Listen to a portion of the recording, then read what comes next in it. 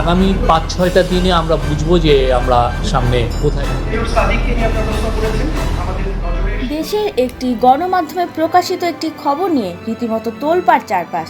খবরটি হলো, দেশ এবং দেশের বাইরে থাকা আওয়ামী লীগের বেশ কিছু নেতাকর্মী রীতিমতো গেরিলা প্রশিক্ষণ নিয়েছেন। আর এই প্রশিক্ষণ হয়েছে দিল্লি, কলকাতা ছাড়াও রাজধানী ঢাকা এবং গোপালগঞ্জ সহ দেশের বিভিন্ন স্থানে। এদের প্রধান টার্গেট হলো ঢাকা দখলে নেওয়া। তবে এখন প্রশ্ন হচ্ছে, সত্যিই মাঠে নামছে শেখ হাসিনার গেরিলা বাহিনী?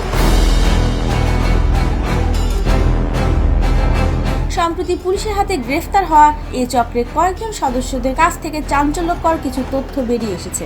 ৮ জুলাই রাজধানীর একটি কনভেনশন হলে ৪০০ জনকে প্রশিক্ষণ দেওয়া হয়। ওই প্রশিক্ষণ চলাকালে কনভেনশন সেন্টারে দেওয়া হয় সরকার বিরোধী নানা স্লোগান।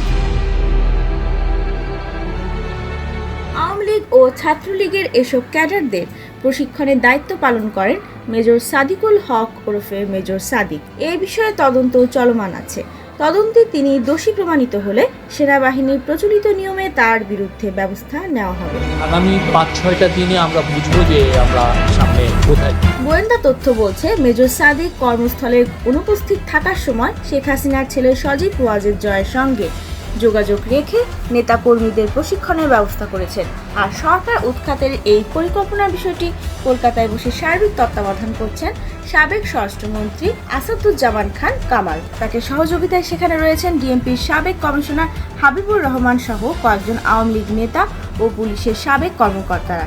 এছাড়া সরকার উৎখাতের এই পরিকল্পনায় কৌশলগত সহযোগিতা করছেন দিল্লিতে অবস্থান করা পলাতক অতিরিক্ত আইজিপি ও পুলিশের স্পেশাল ব্রাঞ্চের সাবেক প্রধান মনিরুল ইসলাম এবং ডিজিএফআই এর সাবেক প্রধান পলাতক লেফটেন্যান্ট জেনারেল মুজিবুর রহমান।